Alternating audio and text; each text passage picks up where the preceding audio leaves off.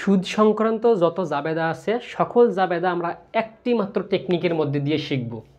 পৃথিবীতে যতগুলো সুদ সংক্রান্ত জাবেদা আছে এবং তোমার বইয়ে যতগুলো জাবেদা আছে সকল জাবেদা তুমি একটা টেকনিকে করে ফেলতে পাবা।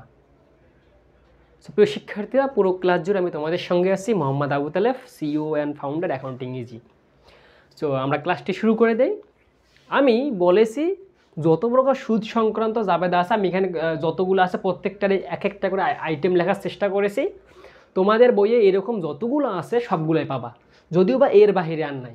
ঠিক আছে, ওকে, আসো তাহলে ভাইয়া কী টেকনিক দেবেন একটা। আমি এর আগে ক্রয় ফেরত এবং বিক্রয় ফেরত যখন তোমাদেরকে আমি শিখিয়েছিলাম তখন তোমাদেরকে একটা আমি উদাহরণ দিয়েছিলাম। যারা সিকোয়েন্স মেনটেন করে ভিডিওগুলো দেখেছো তারা খুব সহজেই আজকে বুঝতে পাবা।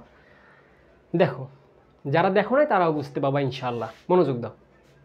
তোমাকে একটা বিষয় মনে রাখতে হবে যে একটা জিনিসের সবসময় বাচ্চা হবে। কিসের হবে? একটু মনোযোগ দাও। যদি আমরা বিনিয়োগের কথা চিন্তা করি, যদি আমরা ঋণের কথা চিন্তা করি, দেখেন তো ঋণের সুদ হয় কি না? ঋণের সুদ হয়। বিনিয়োগের সুদ হয় কি না? বিনিয়োগেরও কিন্তু সুদ হয়। মূলধনের সুদ হয় কি না বলেন তো?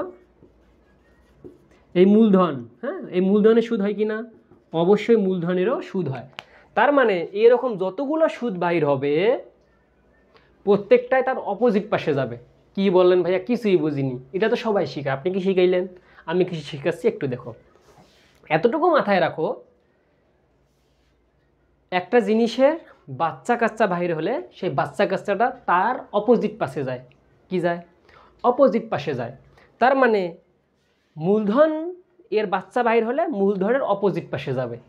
তার মানে মূলধন যদি আমাদের ক্রেডিট হয় তাহলে মূলধনের সুদ কি হবে? তার বাচ্চাটা কি হবে? ডেবিট হবে। সুদ সবসময় মনে রাখবে তার বাচ্চা। কার বাচ্চা? যার নাম লিখে থাকবে তার বাচ্চা। যেমন বিনিয়োগের সুদের কথা বললাম, তাহলে বিনিয়োগের বাচ্চার নাম কি হবে? বিনিয়োগের সুদ। তাহলে বিনিয়োগ যদি ডেবিট পাশে বসে তাহলে বিনিয়োগের সুদ কোন পাশে বসবে? ক্রেডিট পাশে বসবে। এরপর মনোযোগ দাও। এরপর আমি যদি বলি ঋণ, তাহলে ঋণের বাচ্চার নাম কি হবে? ঋণের সুদ। বুঝতে পারলেন? তাহলে ঋণের বাচ্চার নাম হলো ঋণের সুদ। তাহলে ঋণ যদি ক্রেডিট পাশে বসে তাহলে ঋণের সুদ কোন দিকে বসবে? ডেবিট পাশে বসবে। আমি তোমাকে এর আগের যে ভিডিওগুলো দেখিয়েছিলাম সেখানে আমি বলেছিলাম ক্রয় সারা জীবন কী হয় বলো তো? ডেবিট হয়। বিক্রয় সারা জীবন কী হয় বলো তো? ক্রেডিট হয়। উত্তোলন সারা জীবন কী হয় বলো তো? ডেবিট হয়। মূলধন সারা জীবন কী হয় বলো তো? ক্রেডিট হয়। এভাবে পড়িয়েছিলাম না? পড়িয়েছি। তার মানে যেগুলো ওই সিস্টেমের জিনিস তার অপোজিট পাশে তার সুদটা যাবে। কিছুই বুঝি না? আসো তোমাকে উদাহরণ দেয় তাহলেই বুঝে যাবা। উদাহরণ দিলেই বুঝবা। আসো, প্রথমটা দিছে মূলধনের সুদ 500 টাকা। কিসের সুদ বলো তো? মূলধনের সুদ। এখন তুমি আমাকে বলবা যে মূলধনের সুদটা কোন জায়গা থেকে আসছে, তার মায়ের নাম কি? এই মূলধনের সুদের মায়ের নাম হলো মূলধন, কারণ মূলধন থেকেই তো মূলধনের সুদের জন্ম আসে। মূলধনেই যদি না থাকে তাহলে সুদ আসবে কোথা থেকে? সো মা যদি না থাকে বাচ্চা আসবে কোথা থেকে? বুঝতে পারলেন? তাহলে মূলধনের সুদ, মূলধনের বাচ্চা। তাহলে মূলধন হলো ওর মা, তাহলে ওর মার হলো বাচ্চা হলো মূলধনের সুদ। তাহলে মূলধন আমি তোমাকে বলেছিলাম এর আগের ভিডিওগুলোতে মূলধন কোথায় বসে। জাস্ট তুমি আমাকে বলো মূলধন কোন পাশে বসে, ডেবিট নাকি ক্রেডিট? যদি তোমার উত্তর হয় ক্রেডিট তাহলে মূলধনের সুদ কোন দিকে বসবে? অবশ্যই ডেবিট পাশে বসবে। তাহলে মূলধনের সুদ কী হবে বলেন তো?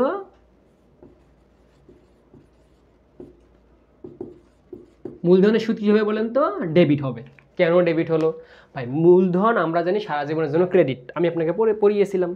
যেহেতু পড়িয়েছি এবারে দেখো, তাহলে মূলধনের সুদটা কী হবে? অবশ্যই ডেবিট। এখন ক্রেডিট কি হবে? অবশ্যই নগদান হিসেব ক্রেডিট। কোনো কিছু কি বলা আছে? কোনো কিছু যেহেতু বলা নাই এই কারণে নগদান হিসাব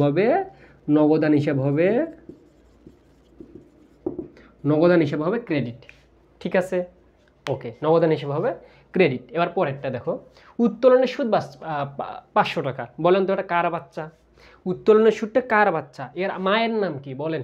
এই উত্তোলনের সুদের মায়ের নাম কি? এই যে উত্তোলন থেকে উত্তোলনের সুদ আসছে।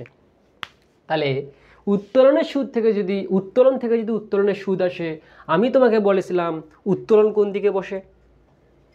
উত্তোলন বসে ভাইয়া ডেবিট দিকে। যেহেতু উত্তোলন ডেবিট দিকে বসে, তাহলে ওর বাচ্চা কি ওর কথা শুনবে? শুনবে না, অবশ্যই সে ক্রেডিট পাশে চলে যাবে। তার মানে আমাদের এই জাবেদাটা কি হবে বলেন তো? এর জাবেদাটার উত্তোলনের সুদের জাবেদা হবে এই উত্তোলন, এই যে সুদ, উত্তোলনের সুদ লিখবা এখানে 500। আর তাহলে কি হবে বলেন তো? নগদান হিসাব ডেবিট। ভাই নগদান হিসাব কোন থেকে আসতেছে? বুঝি না ভাই, কোনো কিছু বলা না থাকলে আমরা নগদান হিসাব ধরে নেব। ঠিক আছে, ওকে। তার মানে আমরা যেটা দেখলাম, উত্তোলনের সুদ আমাদের 500 টাকা আছে, তাহলে কি হলো? সেটা ক্রেডিট হলো। কেন হলো? উত্তোলন আমরা জানি সারা জীবন ডেবিট, যেহেতু উত্তোলন সারা জীবন ডেবিট হয়, তার মানে যেহেতু উত্তোলন সারা জীবন ডেবিট হয়, তার মানে উত্তোলনের সুদ ওর বাচ্চা ক্রেডিট হবে। পরেরটা দেখেন, বিনিয়োগের সুদ। বলেন তো এটা কার বাচ্চা? বিনিয়োগের বাচ্চা। বিনিয়োগের বাচ্চা হলে বিনিয়োগের সুদ। আমরা জানি ছাগলের বাচ্চা ছাগল হয়, গরুর বাচ্চা গরু হয়, ভেড়ার বাচ্চা ভেড়া হয়, মানুষের বাচ্চা মানুষ হয়, সেরকম এখানে। তাহলে বিনিয়োগের সুদ, তাহলে বিনিয়োগের সুদের মায়ের নাম কি? বিনিয়োগ। আমরা জানি বিনিয়োগটা হলো ওয়ান কাইন্ড অফ অ্যাসেট। তাহলে বিনিয়োগটা যদি অ্যাসেট হয়, তাহলে বিনিয়োগটা কোন জায়গায় বসবে? ডেবিটে বসবে। বিনিয়োগ যেহেতু ডেবিট, তাহলে বিনিয়োগের সুদ কোন দিকে যাবে? ক্রেডিটে। তার মানে বিনিয়োগের সুদ হবে ক্রেডিট। আমি লিখতেছিলাম, লিখে নিবা, তাহলে লিখে দিই আমি, বিনিয়োগের সুদ হবে ক্রেডিট। এই যে বিনিয়োগ সুদ হবে ক্রেডিট, ডেবিট কি হবে? কোনো কিছু বলা আছে? নাই। তার মানে নগদান হিসাব ক্রেডিট ডেবিট। বুঝতে পারলা? খুব অলস হয়ে গেছি। তাহলে দেখো, বিনিয়োগের সুদ 500 টাকা। যেহেতু বিনিয়োগ আমাদের ডেবিট, বিনিয়োগের সুদ হবে ক্রেডিট। ডেবিট কি হবে? কোনো কিছু বলা আছে, তার মানে নগদান হিসাব। এবার আসো ঋণের সুদ। ভাইয়া আমি একটু আগে বললাম ছাগলের বাচ্চা ছাগল, গরুর বাচ্চা গরু, মানুষের বাচ্চা মানুষ। তাহলে এই ঋণের সুদের মায়ের নাম কি? এই যে ঋণ। ঋণটা হলো আমাদের ডিরেক্ট দায়, প্রদত্ত ঋণ না। কিন্তু প্রদত্ত ঋণটা কিন্তু সেটা আলাদা বিষয়, সম্পদ। শুধু ঋণ আমাদের জন্য কি? দায়। তাহলে ঋণটা যদি দায় হয়, সারা জীবন ঋণ যদি ক্রেডিট পাশেই বসে, তাহলে ঋণের সুদটা কোন পাশে বসবে? ঋণের সুদটা অবশ্যই ডেবিট পাশে বসবে। আমি বলেছিলাম ছাগলের বাচ্চা ছাগলে বাইর হয়, কিন্তু বাইর হয় কি ওর কথা শোনে না। তাহলে এই কারণে ঋণ যেহেতু আমাদের ক্রেডিট হয়, তাহলে ঋণের সুদটা আমাদের কি আসবে বলতো? ঋণের সুদ আসবে আমাদের ডেবিট। ক্রেডিট কি হবে? নগদান হিসাব ক্রেডিট। এখন নগদান হিসাবও আসতে পারে ক্রেডিট, ব্যাংক হিসাবেও ক্রেডিট আসতে পারে।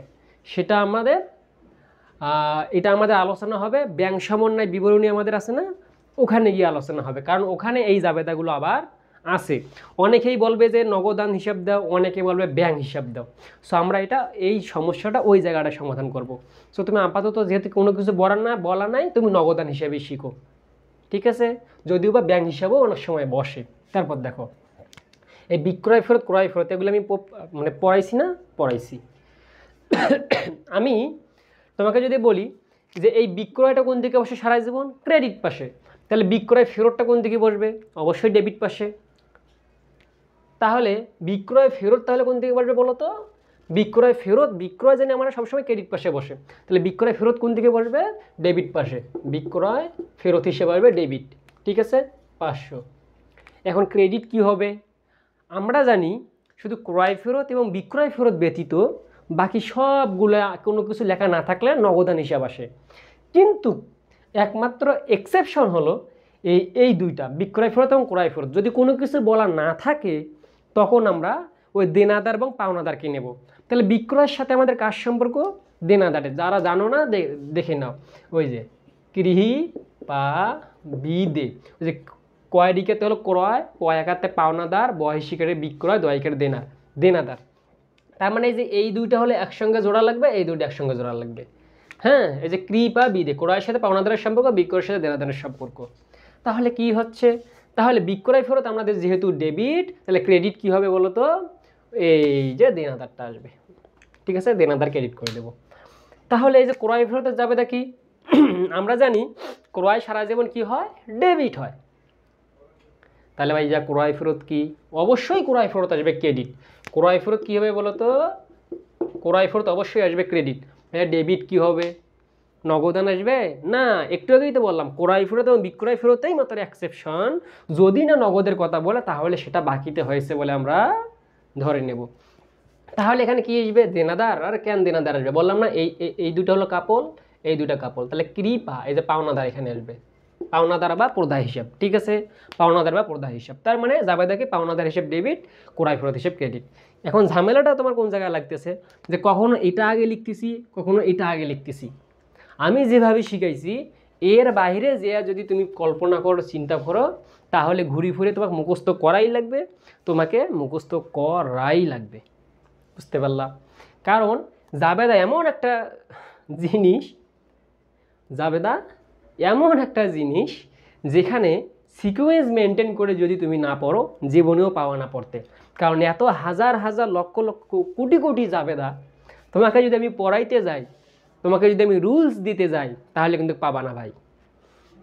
এই কারণে আমি যেভাবে যেটা বলেছি এভাবে যদি তুমি পড়ো, বিলিভ মি 90-95% জাবেদা তুমি ইজিলি পেয়ে যাবা।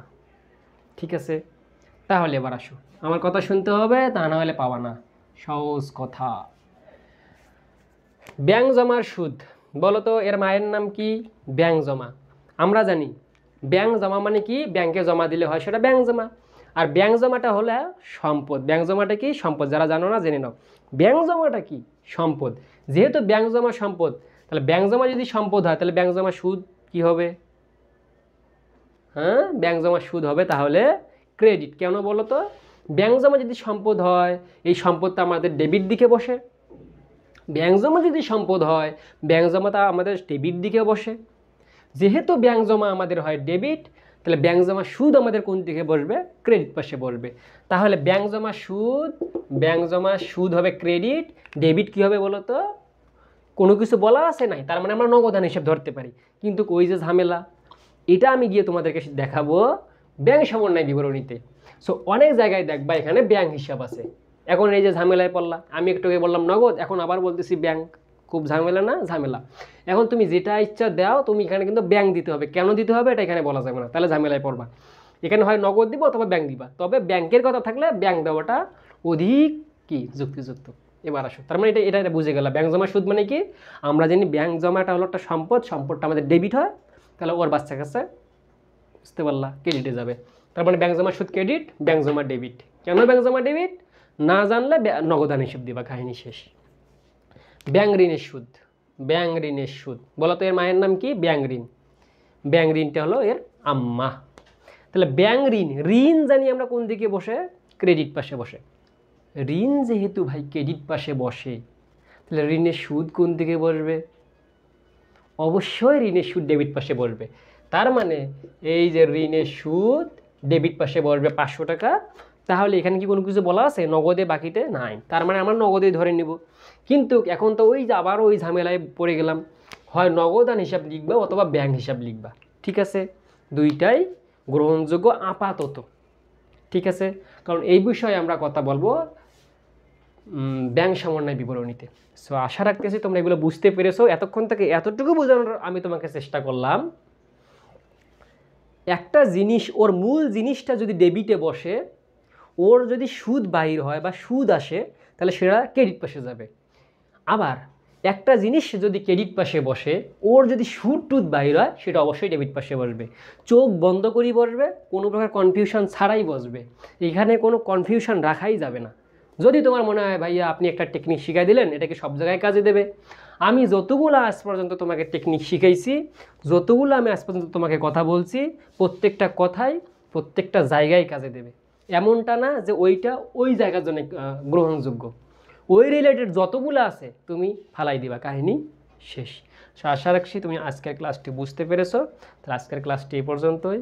ভালো থাকবা, সুস্থ থাকবা, আল্লাহ হাফিজ।